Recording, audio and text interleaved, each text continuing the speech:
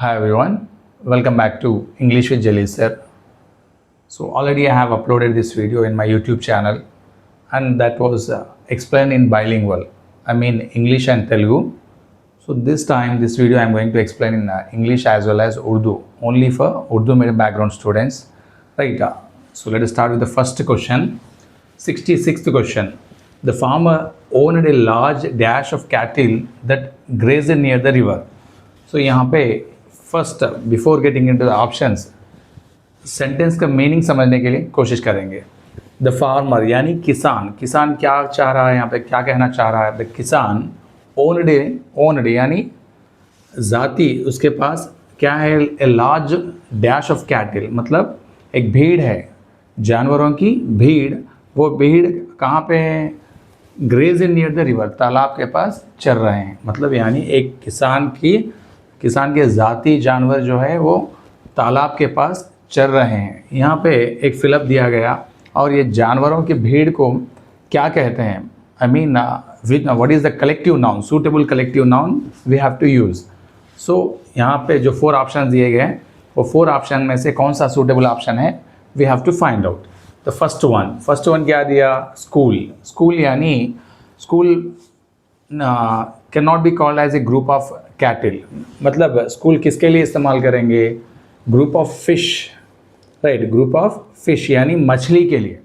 Group of fish यानी मछलियों के लिए स्कूल कहते हैं. Coming to second one, herd यानी this is suitable answer. Group of cattle यानी जानवरों की भीड़ जो है उसको हम हर्ड कहते हैं, right. Herd is a suitable answer. So the remaining answer also will check.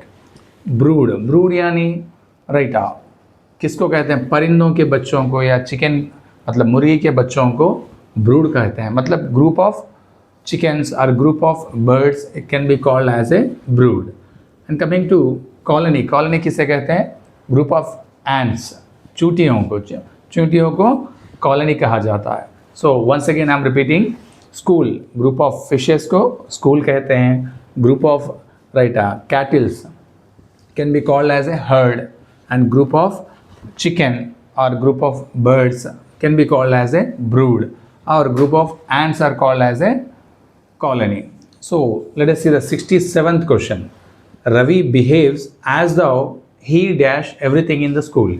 यहाँ पे पहले सेंटेंस के मीनिंग समझने की कोशिश करेंगे. Ravi behaves as though, Ravi कैसे बर्ताव कर रहा है? बिहेव्स यानी बर्ताव करना, मीन्स उसका बिहेवियर किस तरह से है? एज दो की मीनिंग पहले समझने की कोशिश करेंगे. जैसे कि, एज दो मीन्स जैसे कि, एज दो या एज इफ, एज दो या एज इफ, दोनों को मीनिंग सेम. यानी जैसे कि रवि ऐसे बर्ताव कर रहा. He dash everything in the school, यानी ही के बाद कौन सा verb, suitable subject verb agreement आएगा, we have to find out. Means अपन पहचानना है. और इसके माने क्या दिया? He everything in the school, वो सब कुछ जानता है. वो ऐसे बर्ताव कर रहा है जैसे कि वो सब कुछ जानता है. स्कूल में वही सब कुछ जानता है, यानी रियलिटी में वो कुछ नहीं जानता. मतलब क्या कर रहा है यहाँ पे? रवि एक्टिंग कर रहा है जैसे कि वो सब कुछ जानता है. सो यहाँ पे 4 ऑप्शन अगर देखा गया तो first option was knowing. What is the option here? Was knowing can be use or not. So we can't use, अपन वाज नोइंग इस्तेमाल नहीं कर सकते. कभी भी अगर एज दो और एज इफ़ का इस्तेमाल हो रहा है सेंटेंस में तो only simple thing we have to know. उसके बाद एज दो और एज इफ़ के बाद सिंपल पास्ट का इस्तेमाल होना चाहिए. किसका? सिंपल पास्ट यानी सब्जेक्ट प्लेस V2 रहना चाहिए. Subject place V2. Subject already ही यहाँ पे मौजूद है और V2 कहाँ है? फर्स्ट वन वाज नोइंग, ये V2 नहीं है, रॉन्ग आंसर. हैव नोन, ये भी रॉन्ग आंसर. वर नोइंग, ये भी wrong answer. Knew, yes, no, knew suitable answer, यानी ये V2 है. सो यहाँ पे सूटेबल आंसर क्या है? न्यू. वह सब कुछ, वो स्कूल में वही सब कुछ जानता है. न्यू के मीनिंग क्या है? जानना, यानी या रियलिटी में वो कुछ नहीं जानता, बट ऐसे एक्टिंग कर रहा या ऐसे बर्ताव कर रहा कि वो सब कुछ जानता है. Coming to question number 68. The teacher adopted dash method to teach phonetics to her students. So यहाँ पे 68 क्वेश्चन के मीनिंग पहले समझने की कोशिश करेंगे। द टीचर यानी उस्ताद, अडॉप्टेड यानी अपनाना, क्या अपनाया, मेथड यानी एक तरीका, to teach phonetics to her students, मतलब किस लिए वो तरीका अपनाया, टू टीच सिखाने के लिए, किसको, स्टूडेंट्स को। क्या सिखाना चाह रहे हैं यहाँ पे, फोनेटिक्स यानी A to Z लेटर्स जो है अल्फ़ाबेट के साउंड्स को सिखाना चाह रहे हैं, राइट। उस्ताद एक तरीका अपनाया उनके राइट शागिर्द या तलबा को टीच करने के लिए, क्या टीच करने के लिए, फोनेटिक्स टीच करने के लिए, राइट। यहाँ पे ये क्वेश्चन जो किसके रिलेटेड है, यहाँ पे आर्टिकल्स के रिलेटेड है। सो आर्टिकल रिलेटेड में यहाँ पे ए, एन और द, सो कौन सा ऑप्शन आएगा, we have to find out. First one A unique, so यहाँ पे वर्ड क्या दिया गया, यूनिक वर्ड दिया गया। सो हम जो रूल जानते हैं, right, A, E, I, O, you, ये जो वॉवल लेटर्स से अगर वर्ड स्टार्ट हो रहा है तो इसके माने ये नहीं समझना कि उससे पहले एन ही आएगा। मतलब कोई वर्ड अगर ए, ई, आई, ओ, यू से स्टार्ट हो रहा है तो इसके माने ये नहीं कि वो वर्ड के पहले एन आएगा। सो कब आएगा, ये वॉवल लेटर के साथ साथ उसका साउंड यानी आवाज़ भी अगर वॉवल साउंड आ रहा है तो तभी हम एन का इस्तेमाल करेंगे, राइट। फिर से रिपीट कर रहा हूँ, अगर ए, E, I, O, you later से अगर वर्ड कोई स्टार्ट हो रहा मगर उसका साउंड वॉवल साउंड नहीं आ रहा, कॉन्सोनेंट साउंड आ रहा है, तो उस वक्त ओनली ए का इस्तेमाल करेंगे। अगर ये letter A, E, I, O, U से स्टार्ट हो रहा है और साउंड वॉवल का आ रहा है तो आवाज़ वॉवल का आ रहा है तो एन यूज़ करेंगे। यहाँ पे अगर ये यूनिक वर्ड को देखा गया तो ये यू लेटर्स यानी वॉवल से स्टार्ट हो रहा मगर साउंड किसका आ रहा, यू यानी वाई लेटर। कौन सा letter, Y letter is not a vowel, ये कॉन्सोनेंट लेटर है। सो कॉन्सोनेंट लेटर का साउंड यहाँ आने की वजह से हम एन का इस्तेमाल नहीं कर सकेंगे। कौन सा इस्तेमाल करेंगे, ए यूनिक। कौन सा, a unique is suitable answer यहाँ पे। And coming to 69, the scientist insisted dash conducting another trial before publishing the research. यहाँ पे जो साइंटिस्ट लोग हैं क्या कर रहे हैं, दे इंसिस्टेड यानी जोर लाना या दबाव लाना, किस चीज़ के लिए, कंडक्टिंग अनदर ट्रायल, और एक ट्रायल करना चाह रहे हैं, किससे पहले, बिफोर पब्लिशिंग द रिजल्ट्स, यानी साइंटिस्ट लोग कुछ एक्सपेरिमेंट किए, वो एक्सपेरिमेंट पब्लिश करना चाह रहे हैं, राइट, उसका रिजल्ट जो है पब्लिश करना चाह रहे हैं, मगर फिर भी वो पब्लिश करने से पहले और एक ट्रायल करके कंफर्म करना चाह रहे हैं, राइट। उसके लिए वो क्या कर रहे हैं, इंसिस्टेड यानी जोर लाना या दबाव लाना। सो ये इंसिस्टेड के बाद कौन सा प्रीपोजिशन यूज़ करेंगे, so we have to find out from this options. So कभी भी वी हैव टू मतलब एक ही सोचना चाहिए कि इंसिस्टेड के बाद एक फिक्स्ड प्रीपोजिशन है, वो fixed preposition is on, right. Insisted के बाद कभी भी ऑन का इस्तेमाल ही होगा, राइट। रिमेनिंग फर्स्ट वन ये एट या टू या फर, इसका इस्तेमाल नहीं कर सकते, ओनली ऑन का इस्तेमाल करेंगे, right. Second one is the correct one. Coming to 70, choose the grammatical correct sentence, यानी यहाँ पे 4 सेंटेंसेस दिया गया है, उसमें ग्रामेटिकली कौन सा सेंटेंस सही है, राइट, कौन से 3 गलत है, we have to find it. First one, he had just now went outside, यहाँ पे सेंटेंस अगर देखा गया तो ही सब्जेक्ट, हैड क्या है, ऑक्सिलरी वर्ब यानी helping verb, and just now क्या दिया यहाँ पे, just now is related to timing word, यानी वो किस वक्त वो काम किया गया वो इससे पता चलेगा। जस्ट नाउ यानी प्रेजेंट परफेक्ट, मगर वर्ब अगर देखा गया तो वेंट दिया गया, वेंट यानी V2 सिंपल पास्ट, यहीं पे सेंटेंस राइट गलत, यहाँ पे गलती अपन पहचान सकते हैं। देखिए जस्ट नाउ जो है प्रेजेंट परफेक्ट में इस्तेमाल करेंगे और वेंट जो है वेंट का इस्तेमाल सिंपल पास्ट में होगा, यानी ये दो मिलाकर देने की वजह से सेंटेंस जो है गलत है। And coming to second one, when I reached him he has eating an apple. So यहाँ पे अगेन दो क्लॉजेज यानी दो सेंटेंसेस का इस्तेमाल किया गया। First one, when I reached him, यानी जिस वक्त मैं उनके पास पहुँचा था, यानी जिस वक्त मैं उनके पास पहुँचा था। रीच्ड यानी पास्ट, गुजरा हुआ, राइट, गुजरा हुआ एक्शन है। So when I reached him, क्या हुआ, he has eating an apple. So यहाँ पे हैज़ का इस्तेमाल किया गया। हैज़ जो है प्रेजेंट में इस्तेमाल करेंगे, हैज़ पास्ट में इस्तेमाल नहीं कर सकते। सो इंस्टेड ऑफ हैज़ अगर वाज का इस्तेमाल अगर किया होता तो ये सेंटेंस करेक्ट, मगर वाज का इस्तेमाल ना करके हैज़ का इस्तेमाल करने से ये सेंटेंस क्या हो गया, it's a wrong sentence. And coming to third one, they have been learning French since 2024, यानी वो लोग क्या कर रहे हैं, दे हैव बीन लर्निंग, वो कुछ सीख रहे हैं। क्या सीख रहे हैं, फ्रेंच यानी फ्रेंच ज़बान, फ्रेंच लैंग्वेज। कब से सीख रहे हैं, सिंस 2024, यानी 2024 में फ्रेंच सीखना वो स्टार्ट किए, अभी भी कंटिन्यू कर रहे हैं और फ्यूचर में भी कंटिन्यू करेंगे। सो ये कौन सा सेंटेंस है, present perfect continuous. So this answer is correct one. And let us see next one also, Madhu will have cleaned the room floor by tomorrow evening. So यहाँ पे मधु क्या करेगा, विल हैव क्लीन्ड मतलब वो क्लीन कर देगा, future sentence, right, future perfect, right.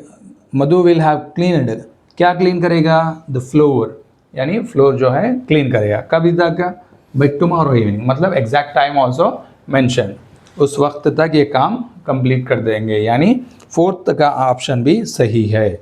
यहाँ पे ऑप्शंस में दो आंसर्स सही है, दो आंसर्स रॉन्ग है, right. So let us see the 71, why did not attend the workshop yesterday. यहाँ पे सेंटेंस पहले समझने की कोशिश करेंगे। Why did not attend the workshop yesterday, यहाँ पे एक वर्कशॉप हुआ है, कब हुआ, यस्टरडे यानी गुजरा हुआ कल, राइट। गुजरा हुआ कल में एक वर्कशॉप मतलब कंडक्ट किए हैं, और ये वर्कशॉप में कौन, ये बी पर्सन जो है अटेंड नहीं हो सके। तो यहाँ पे questioning, why did not attend the workshop yesterday, यानी गुजरा हुआ कल में वर्कशॉप को क्यों अटेंड नहीं किए। तो यहाँ पे बी पर्सन आंसर कर रहे हैं, I dash A medical emergency at the time. उस वक्त उन्होंने क्या कर रहे थे, एक मेडिकल इमरजेंसी में थे। एट द टाइम यानी उस वक्त, एट द टाइम यानी उस वक्त वो मेडिकल इमरजेंसी से कुछ बिजी थे, राइट। आई के बाद कौन सा आंसर आएगा, suitable answer, we have to find it. First one, पहले समझने की कोशिश ये है, यहाँ पे sentence a clearly mentioning the time, why did यानी past, simple past, first option, right. और सेकेंड ऑप्शन में क्या दिया गया है यहाँ पे, यस्टरडे यानी गुजरा हुआ कल, past action, simple past. So simple past यानी सेकेंड आंसर भी क्या होना चाहिए यहाँ पे फिलअप में, सिंपल पास्ट रिलेटेड ही ऑप्शन आया, मतलब यूज इस्तेमाल करना चाहिए, यानी ये subject verb agreement related question है। So let us see the option also, I am dealing with, I am यानी गलत, एम क्यों गलत है, यानी मतलब ये पास्ट प्रेजेंट टेंस के रिलेटेड है। एम के मीनिंग मतलब um we use only present tense, right. Coming to second one, was dealing with, yes ये सही है, यस्टरडे यानी was. So I was dealing with a medical emergency at the time, यानी मैं उस वक्त एक मेडिकल इमरजेंसी में बिजी था, right. Let us see third one also, have dealt wrong option, क्योंकि ये प्रेजेंट परफेक्ट का है। यहाँ पे हम सेंटेंस यस्टरडे यानी सिंपल पास्ट के बारे में डिस्कस कर रहे हैं, यहाँ पे ये प्रेजेंट परफेक्ट यानी ये गलत आंसर है। And will be also wrong, क्योंकि ये future related, so only simple past related is correct one. And coming to 72, the dash child asked many questions in the class. So यहाँ पे एक लड़का जो है चाइल्ड क्या किया, उसने he asked many questions in the class, he asked many questions. So यहाँ पे 4 ऑप्शंस दिया गया और उसमें 3 स्पेलिंग्स जो है गलत है, एक करेक्ट स्पेलिंग है। सो वो वर्ड को हम पहचान के राइट ऑप्शन को फाइंड आउट करना चाहिए। First one, inquisitive wrong. So inquisitive means यहाँ पे राइट स्पेलिंग ई जो है गलत है। Second one, inquisitive double E also wrong. Third one inquisitive, यहाँ पे ई का इस्तेमाल रॉन्ग है। फोर्थ वन क्या, inquisitive, yes this is correct one, यानी INQUISITIVE, इंक्विजिटिव, इंक्विजिटिव यानी क्यूरियस, राइट, ज़्यादा क्यूरियस, यानी उर्दू में कुछ तजासुस या कुछ कहा जाता है। तो ask many questions in the class, वो क्यूरियासिटी की वजह से बहुत सारे सवाल पूछने लगा। और 73 Vasu is walking now, he knows that walking is good for health, identify the grammatical function word walking in the given sentence, यानी यहाँ पे दो सेंटेंसेस दिया गया। फर्स्ट वन क्या है, Vasu is walking now, right, Vasu क्या कर रहा है, यहाँ पे चल रहा है, पैदल चल रहा। और second one, he knows that walking is a good for health, yes उसको पता है, राइट, पैदल चलना हेल्थ के लिए अच्छा है। सो यहाँ पे वॉकिंग का जो इस्तेमाल किया गया दो सेंटेंसेस में, राइट, वो कौन सा पार्ट्स ऑफ स्पीच रिलेटेड है, सो वो सवाल हम फाइंड आउट करना चाहिए, मतलब कौन सा ऑप्शन सूटेबल है। पहले सेंटेंस अगर देखा गया तो वासु, वासु क्या है, subject, Vasu is a subject. Is क्या है, ऑक्सिलरी वर्ब, यानी इज के बाद और एक मेन एक्शन वर्ब आने से क्या होगा, वॉकिंग जो है मेन वर्ब बन जाएगा, वॉकिंग जो है मेन वर्ब, यानी वॉकिंग क्या हो गया, वर्ब हो गया। और नेक्स्ट सेंटेंस देखा, he knows that walking is good for health, यहाँ पे ही सब्जेक्ट, नोज, नोज क्या हो गया, V1 plus yes, subject verb, that यानी कंजंक्शन, क्योंकि ही नोज और walking is good for health, ये दो क्लॉजेस को मिलाने वाले सेंटेंस, मतलब कनेक्ट करने वाले वर्ड को क्या कहते हैं, कंजंक्शन कहा जाता है। सो यहाँ पे एक कंजंक्शन हो गया, उसके बाद सेंटेंस अगर स्टार्ट हो रहा तो फर्स्ट वर्ड क्या होगा, सब्जेक्ट होगा, फर्स्ट वर्ड सब्जेक्ट। सब्जेक्ट को क्या कहते हैं, मतलब सब्जेक्ट का इस्तेमाल कब होगा, या नाउन और प्रोनाउन, नाउन और प्रोनाउन से ही सब्जेक्ट का इस्तेमाल होगा। यहाँ पे प्रोनाउन तो नहीं दिया गया, क्योंकि I, we, you, he, she, it नहीं दिया गया। तो इसका मतलब क्या होगा, ये वर्ड वॉकिंग जो है नाउन बनेगा, क्या बनेगा, नाउन। सो फर्स्ट सेंटेंस में वर्ब, सेकेंड सेंटेंस में नाउन। देखेंगे first noun, wrong answer, second one noun verb, wrong answer, verb wrong answer, verb noun, yes. यहाँ पे main action verb, right, main action verb हो गया, और second sentence में noun यानी जिरान भी कह सकते हैं उसको, क्या कह सकते हैं, जिरान, V1 plus ING, right, subject position में आने की वजह से उसे जिरान कहते हैं या नाउन भी कह सकते हैं। 74 sentence A, could you look after my plans as I am travelling to Delhi tomorrow, right, यहाँ पे कुड यानी क्या होगा, यहाँ पे रिक्वेस्ट करना, right, could you look after my plans, आप मेरे प्लान्स यानी पौधों को देख सकते हो क्या, क्योंकि as I am travelling to Delhi tomorrow, मैं दिल्ली जा रहा हूँ, कब जा रहा हूँ, टुमारो, कल। सो उस वजह से क्या चाह रहे हैं, यहाँ पे A पर्सन जो है वो चाह रहा है कि B पर्सन उनके पौधों को देख सके, यानी ये request. And coming to sentence B, sure.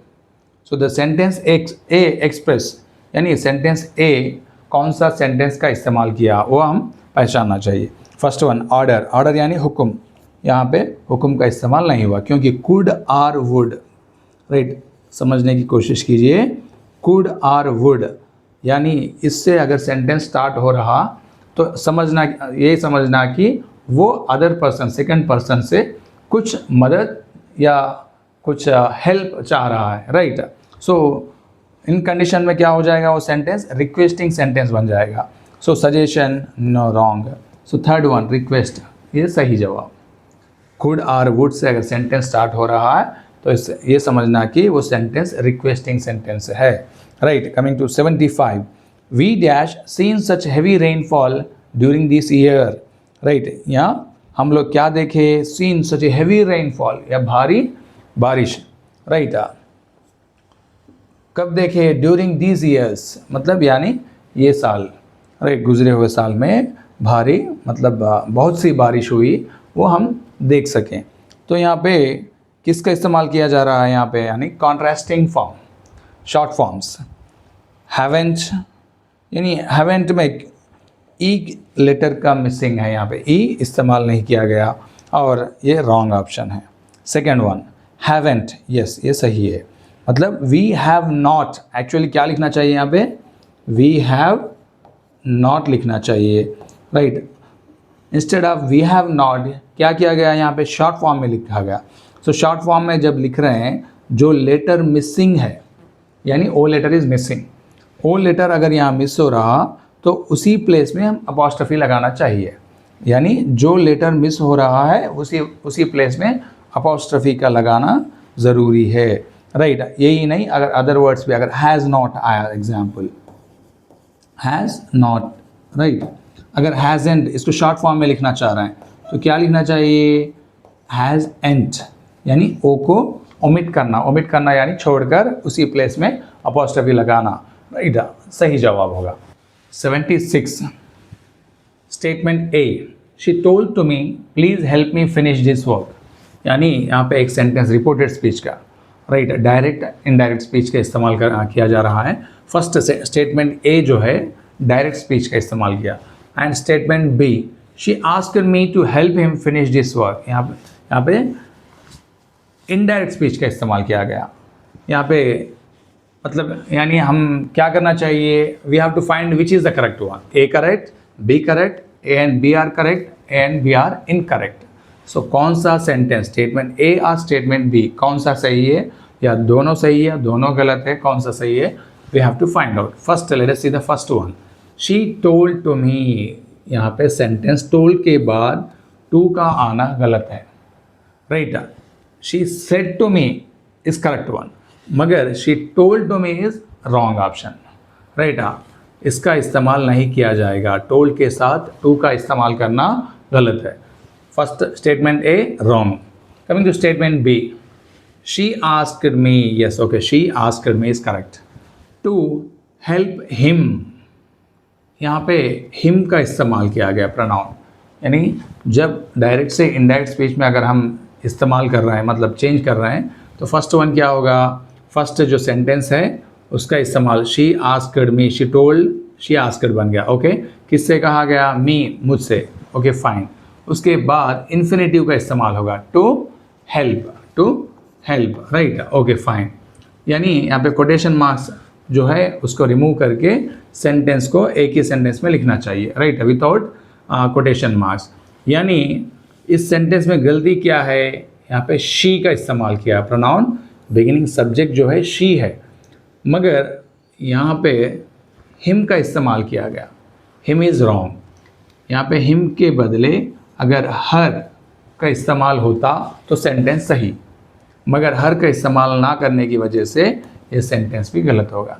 यानी स्टेटमेंट ए और statement B both are incorrect, fourth option is the correct one, यानी दोनों गलत सेंटेंसेस है।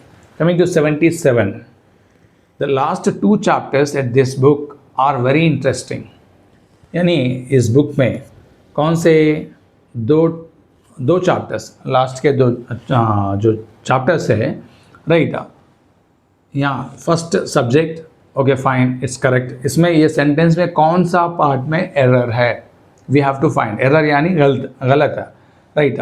अगर फर्स्ट वन अगर देखा गया ए तो सही है, द लास्ट टू चैप्टर सही। एट दिस बुक का गलत इस्तेमाल किया गया यहाँ पे, यानी इंस्टेड ऑफ एट अगर इन दिस बुक कहा जाता या ऑफ दिस बुक कहा जाता तो सेंटेंस सही है। एट दिस बुक का कहना रॉन्ग है, राइट। एट दिस बुक यानी ये बुक की तरफ यानी डायरेक्शन बता रहा, वो गलत हो जाएगा। इन दिस बुक यानी ये किताब में, वो सही है, right. The last two chapters in this book are very interesting, जो आखिरी के दो चैप्टर है ये बुक में वो बहुत ही इंटरेस्टिंग है, वेरी इंटरेस्टिंग है, राइट, दिलचस्प है, right. So where is the error one, B is the error, right. Coming to 78, nobody understood, यहाँ पे क्वेश्चन टैग का इस्तेमाल किया गया। सो नोबडी अंडरस्टूड यानी मीन्स क्या है, किसी ने भी नहीं समझा, नोबडी अंडरस्टूड, किसी ने भी नहीं समझा। नहीं समझना मतलब यहाँ पे सेंटेंस क्या होगा, या पॉजिटिव और नेगेटिव। ऑलरेडी सेंटेंस नहीं समझना मतलब नेगेटिव हो गया। अभी इस सेंटेंस को क्या करना चाहिए, पॉजिटिव में टर्न करना चाहिए, मतलब टैग पॉजिटिव में रहना चाहिए, राइट, फर्स्ट वन। और नोबडी अंडरस्टूड, अंडरस्टूड यानी ये क्या है, पास्ट है, V2, क्या है, V2। अगर सिंपल पास्ट आ रहा तो हम डिड का डिड ऑक्सिलरी वर्ब का इस्तेमाल करना चाहिए, डिड, ओके। नोबडी, नोबडी क्या है, ये इंडेफिनिट प्रोनाउन है। नोबडी, एनीबडी, समबडी, ऐसे अगर इंडेफिनिट प्रोनाउन का इस्तेमाल हो रहा है तो हम राइट ऑब्जेक्टिव प्रोनाउन जो है दे का इस्तेमाल करेंगे, किसका, दे का, नोबडी, समबडी, एनीबडी, राइट, उस वक्त दे का इस्तेमाल करेंगे। So did they is the correct option, did they, first one is the correct one. Coming to 79, Charan is meticulous in checking his PhD work before its submission. यानी Charan is meticulous, meticulous यानी careful, right, वो बहुत careful है, किस लिए, in checking his PhD work before its submission, मतलब यानी उस उनका PhD वर्क जो है वो सबमिशन करने जा रहे हैं, उनके रिजल्ट जो है, राइट, उसकी वजह से उन्होंने क्या कर रहे हैं यहाँ पे, वो मेटिकुलस है, वेरी केयरफुल है, राइट। सो इसमें identify the appropriate meaning of the word meticulous, यानी मेटिकुलस वर्ड का राइट मीनिंग, अप्रोप्रिएट मीनिंग यानी सेम मीनिंग, सिनोनिम्स कौन सा सही है यहाँ पे हम पहचानना चाहिए। फर्स्ट वन क्या दिया गया, स्लॉपी, स्लॉपी यानी ये केयरलेस, क्या है ये, केयरलेस यानी लापरवाही, यहाँ पे लापरवाही से नहीं रहते, मतलब मेटिकुलस यानी केयरफुल रहना, राइट। थैरो, थैरो मीन्स ये सही है, मेटिकुलस केयरफुल और थैरो भी केयरफुल, ये सूटेबल आंसर सिनोनिम से। हफजर्ड, हफजर्ड भी इसके माने भी लापरवाह। कैजुअल, कैजुअल यानी ये नॉर्मली जो रूटीन वर्क करते हैं उसे कैजुअल कहा जाता है, राइट। सेकेंड ऑप्शन सही जवाब। Coming to 80, she is as dash as her elder sister. यहाँ पे डिग्रीज ऑफ कंपैरिजन का इस्तेमाल किया गया, she is as dash as, right. अगर एज अगर दोनों हम अगर सेंटेंस में देखें तो समझना कि ये पॉजिटिव डिग्री है, कौन सा डिग्री है, पॉजिटिव डिग्री। और एडजेक्टिव्स में जो positive degree, comparative degree, right, और सुपरलेटिव डिग्री, तीनों डिग्रीज रहते हैं, राइट। इसमें ओनली एज के बीच में पॉजिटिव का ही इस्तेमाल करना चाहिए। पॉजिटिव यानी मोर इंटेलिजेंट, रॉन्ग। मोर कब इस्तेमाल होगा, कंपैरेटिव में इस्तेमाल होगा। मोस्ट इंटेलिजेंट, ये भी रॉन्ग है, क्योंकि मोस्ट कब इस्तेमाल होगा, सुपरलेटिव में, राइट। इंटेलिजेंस, इंटेलिजेंस ये रॉन्ग है, क्योंकि ये नाउन है, इंटेलिजेंस की मीनिंग क्या है, नाउन। इंटेलिजेंट ये सही जवाब, यानी intelligent is adjective, right. She is as intelligent as her elder sister, वो किस तरह है, उनके एल्डर सिस्टर की तरह इंटेलिजेंट है, राइट। ये up to 80 and let us go to the next slide now.